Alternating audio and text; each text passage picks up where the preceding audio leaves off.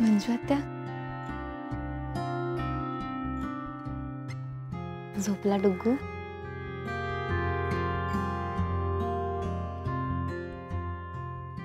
मंजू आत्या काय झालं?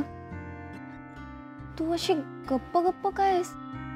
अगं सापडला ना आता डुग्गू. तुझ्यामुळे इतकं सगळं झालं, त्याचं काहीच कसं वाटत नाहीये ग तुला?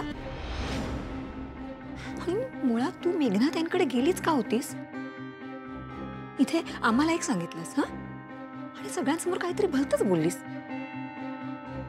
चारू, नेमकं काय सुरू आहे तुझ्या मनात? अगं मंजू आत्या, मी निशीकडे काम होतं म्हणूनच गेले होते.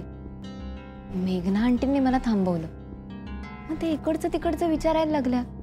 अगं तेवढ्यात तिकडे डुग्गू मोबाईलवर गेम खेळत आला. मी त्याला एवढंच बोलले की मोबाईलवर खेळू नकोस, नाही तर मी आत्याला नाव सांगेन. एवढंच बोलले मी, बस. खरं सांग चारू, तू डुग्गूला फक्त एवढंच बोललीस? आणखी काही नव्हतं? अगं हो मंजू आत्या, तुझी शपथ, मी त्याला काहीच बोलले नाही. आणि मी काही चुकीचं वागले सुद्धा नाहीये. डुग्गू माझा सुद्धा भाऊ आहे, लाडका आहे तो माझा. हो कळालं ना, आज आलं माझ्या लक्षात किती लाडका आहे तुझा ते. ती ओवी बिचारी त्याला शोधायला बाहेर धावली. तू काय केलंस ग? घरात बसून राहिलीस? मंजू आत्या बास. हा डुग्गू, काय नाही झालं बाळा, झोप तू. हा झोप झोप. चारू, तुला मी सांगून आत्या, माझ्या डोक्यात तिडीक जाते तिचं नाव जरी माझ्या समोर काढलंस तरी.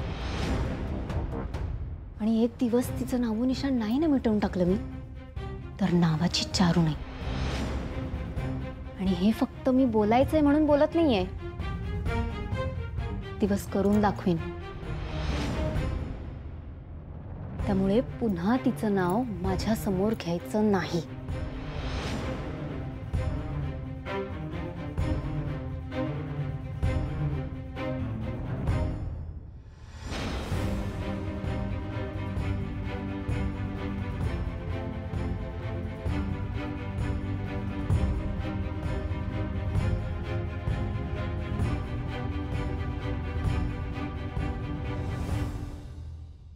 ऐकलंस ना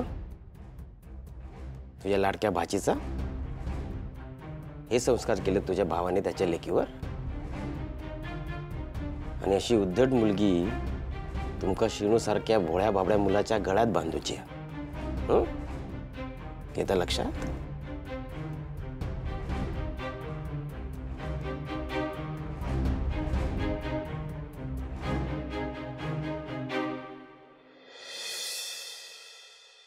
अरे साहिल, अचानक अशी कशी त्यांनी मीटिंग डिक्लेअर केली? आम्ही तुम्हारी तब्येत ठीक नाहीये, आम्ही पण तिथे नाही आहोत. बर ठीक है. अच्छा नीरज, एक मिनट साहिल, मैं तुमसे बाद में बात करती हूँ. नीरज अब भी आया है, मैं उससे बात करती हूँ और तुम्हें बता देती हूँ, ठीक है?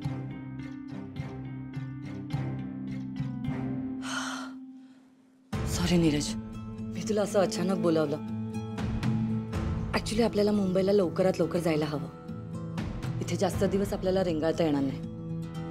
का? काय झालं? All good? अरे बोर्ड ऑफ डायरेक्टर्सने जनरल बॉडी मीटिंग कॉल केली आहे, सो आपल्याला तिकडे लवकरात लवकर हजर राहावं लागेल. हो मग यू कॅन गो अहेड. माझं काय काम तिथे? बेटा तू पण मेंबर आहे, विसरलायस का? आणि तुझी आत्या पण येणार आहे, आणि आपण दोघं तिथे जाणार नाही तर ते बरं दिसणार नाही ना. So please. ओके.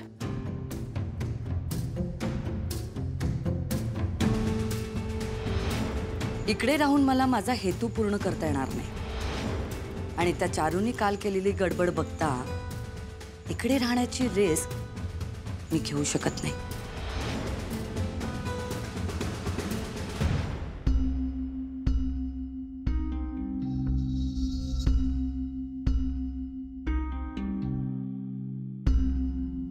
हे घे. श्रीनू, अरे हे खूप मस्त मॉडेल आहे, आत्ताच लॉन्च झालंय. अरे असा फोन या नांदिवलीत कोणाकडेच नसेल. घे ना. हे बघ चारू, मला पैशाने विकत घेण्याचा प्रयत्न करू नकोस. मी विकाऊ नाहीये. मी पैशाने नाही, प्रेमाने आपलासा होणारा माणूस आहे. त्यामुळे तुझे हे घाणेरडे प्रयत्न आहे ना, थांबव प्लीज. आणि माझं प्रेम मिळवण्याची तुझी कुवत नाहीये, कारण त्यासाठी ना मनाची श्रीमंती लागते, जी तुझ्याकडे 1% सुद्धा नाहीये. बरं, तू म्हणत असशील तर मीही बघते. एक दिवस तू आपणहून माझ्याशी लग्न करायला तयार होशील. हे चॅलेंज आहे माझं. तुझं हे स्वप्न या जन्मात काय पुढच्या कुठल्याही जन्मात पूर्ण होणार नाही.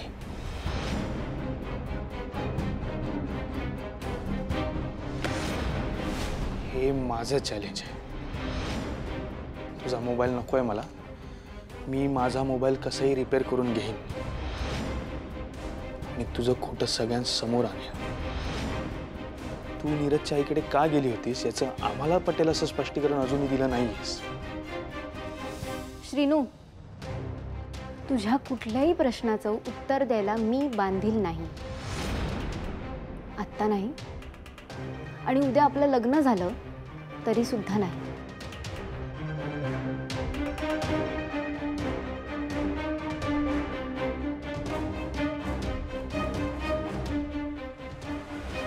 चारू, हा, पण हेच जर तू प्रेमाने विचारलं असतंस ना, चारू, तर तुला नक्की सांगितलं असतं मी. श्रीनू, चारू लांब हो. श्रीनू, तुझं काय करू रे मी? चारू, तुझा कितीही राग आला ना तरी तुझ्यावर प्रेमच करावं असं वाटतं. चारू, तुला तुला कळत नाही त्याचं काय करायचं? तुला दिसत नाही का माझं प्रेम? चारू, तुला तुला खरंच दिसत नाहीये? चारू, चारू, आत्ताच्या आत्ता माझ्या खोलीतून चालती हो. निघ.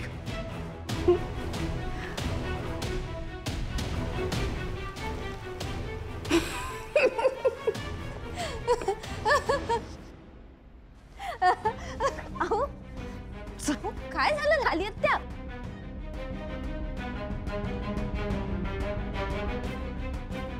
हो लाली आत्या, हो लाली आत्या, काय झालंय काय? तू हसतेस कशात? हा, अहो लाली आत्या, सगळ्यांना राहून राहून एकच प्रश्न पडलाय की मी मेघना आंटींकडे का गेले होते. अगो, माका पण हाच प्रश्न पडलेलो. हा, तू त्या मेघनाकडे कशात गेली होतीस? हा, बघा लाली आत्या, तुम्ही माझ्या होणाऱ्या सासूबाई आहात म्हणून तुम्हाला मी खरं खरं सांगते. हा, ओवीचं काय करायचं ते विचारायला गेले होते. काय? हो, आणि त्यांचं सुद्धा हेच मत आहे. जोपर्यंत ओवी इकडनं जाणार नाही तोपर्यंत श्रीनू माझा होणार नाही. त्यामुळे लवकरात लवकर तिच्या वडिलांकडे तिला पाठवून द्या असं म्हणाल्या त्या. हेच बोलणं चालू असताना डोकून शूट केलं की काय ह्याचीच मला भीती होती. अगो, पण ती मेघना त्या दीक्षितची सासू हा ना? हा, त्या उमाचा आणि तिचा सगळा बरा चाललेला हा. मग ती तुका असो सल्लो कशाक देत? हा, लाली आत्या, तुमचं बरोबर आहे, म्हणूनच मी त्यांना विचारलं.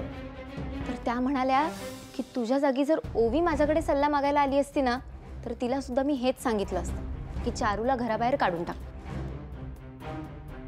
आणि म्हणाल्या मला काय, तुम्ही दोघी माझ्यासाठी सारख्याच. हा, बरा बरा, ठीक आहे.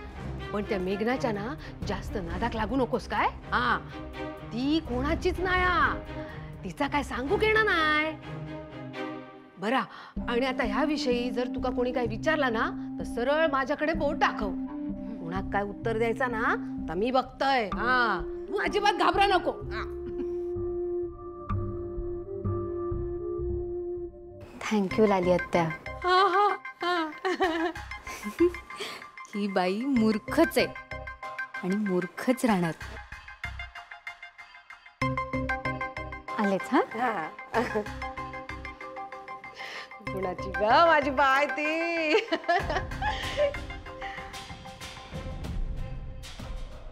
आई दादा मी 1-2 दिवसात खरंच मुंबईला जाणार आहोत.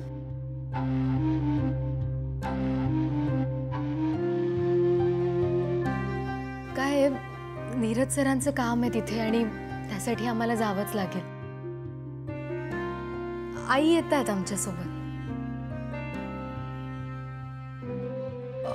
पण अजून काही दिवस जर तुमका उमा, आपल्याला कितीही वाटत असली की आपली मुलगी कायम आपल्या घरी राहावी, तरी पण निशीचा आता स्वतःचा सासरा ते का जावं लागेलच.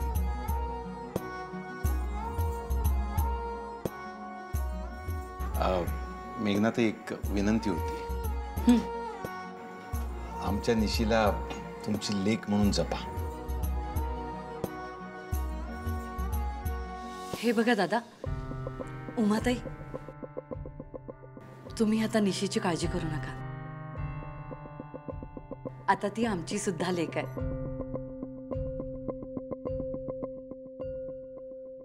आणि तिकडे गेल्यावर तिच्या बॅडमिंटनला तिकडे खूप स्कोप आहे. इकडे राहून तिला त्यात जास्त नाव कमवता येणार नाही. आणि इकडे तुम्ही खूप अडचणीत होता म्हणून हिचा पाय निघत नव्हता इथून. म्हणून आम्ही सुद्धा जायचं टाळत होतो. पण आता इथे जास्त वेळ नाही थांबता येणार. आम्हाला जावंच लागेल. खरं आहे तुमचं मेघनात. आता एकाच्या सासरी एक दिवस जावं लागणारच ना. होय निशे, अगं तुझं पुढचं आयुष्य हा, तुझं आपलं संसार हा, आणि त्या तुमका घडबुकच वया. तुमच्या प्रगतीच्या आड नाही येणार. खुशाल जा.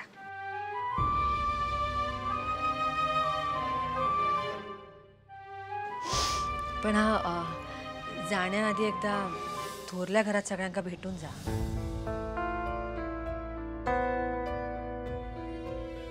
अगदी मनातलं बोललात ताई. मी सुद्धा हेच सुचवणार होते तिला. नीरज पण जाईल तिच्या बरोबर. दोघं जाऊन येतील.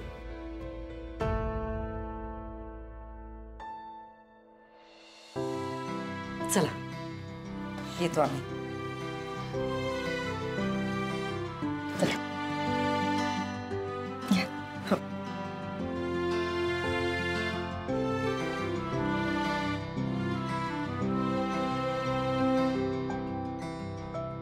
निशी, डोंट वरी. मावशी आणि दादांसोबत मी आहे इथे. तू असताना कसली काळजी. तू पण तर लेक आहेस ना त्यांची.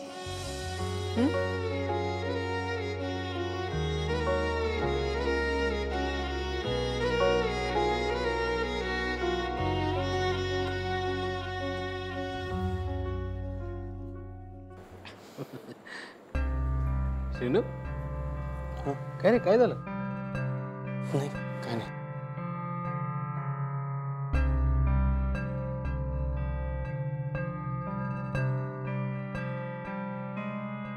बंधू, बंधू, काय काय काय झालं काय? हा, काय नाही भाऊजी, ते भाताची लावणी करूची आहे ना. हा मग आणि नेहमीच्या माणसांका बघू गेले होते. पण कोणी येऊक तयार नाही. तयार नाही. अच्छा मग जनरल आहे. टेन्शन नाही घ्यायचं. मी आहे ना, मी करतो सगळं व्यवस्थित आहे. बंधू, डोंट बी नर्वस, टेक करवाच.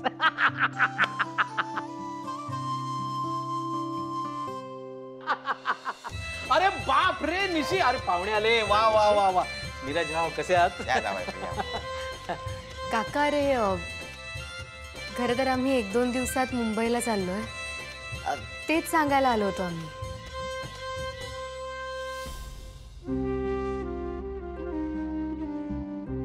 अरे बापरे. हो, म्हणजे तू आमका सोडून कायमची जातलं.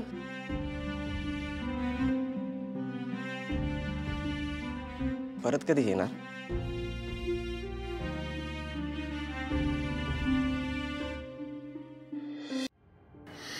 काका अरे परत कधी येऊ काही सांगता येत नाही, पण लवकरात लवकर निघावं लागेल. नीरजराव, निशी, लाली तुमच्याशी जी उलटसुलट वागली आहे त्यासाठी मी तुमची माफी मागतोय. काका फार चुकीचं वागली आहे ती. नाही नाही, इट्स ओके, प्लीज.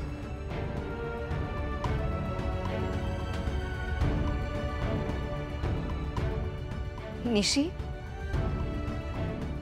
आता इतक्या लांब जाणार तुम्ही? थांब, मी आलेच. काकी अगं काकी मला तर तू परत कधी येणार काय माहित नाही ना मला.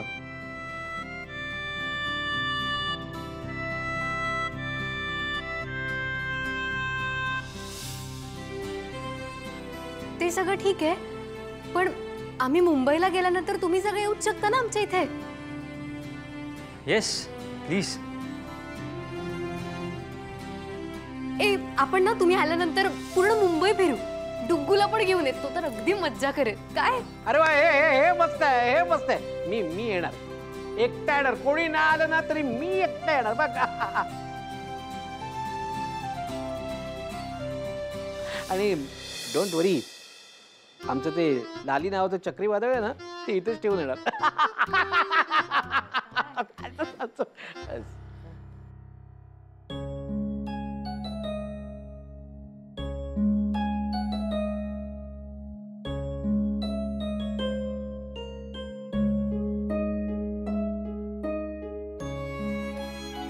श्रीनू,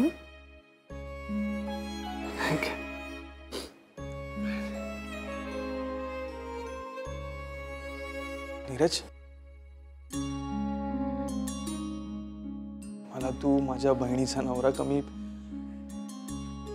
माझा मित्रच जास्त वाटलास.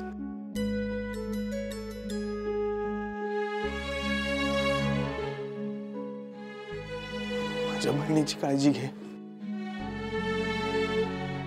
येस. आणि हो, या मित्राला कधी विसरू नकोस. अरे असं का बोलतोयस तू?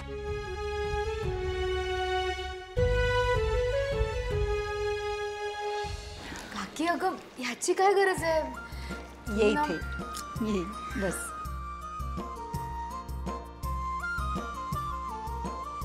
हे शेनू,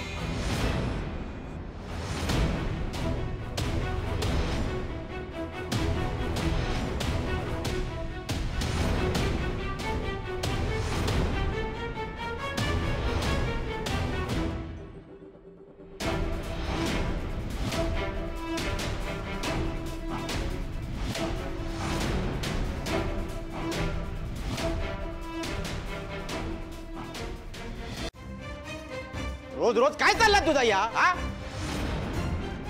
रोज उठून तुझा काहीतरी नवीन तमाशा असता. का वागतस असा आणि काय मिळतं तू कसं वागून गो? ता सगळं जाऊ दे आधी. माका सांगा, ही इकडे कशा केली? हे लाले तिच्या बाप जदनचं घर आहे. मग हिच्या बापाने घेतलेलो निर्णय तो सुद्धा महत्वाचा आहे ना.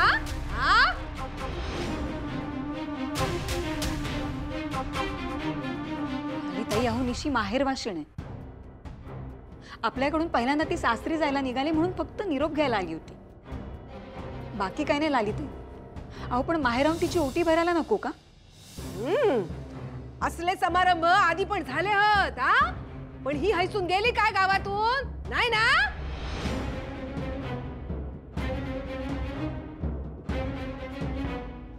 मंजू वहिनी, कोणाला विचारताय तुम्ही? माहेरवाशीण सासरी नांदते आणि कधीतरी ती माहेरी येते.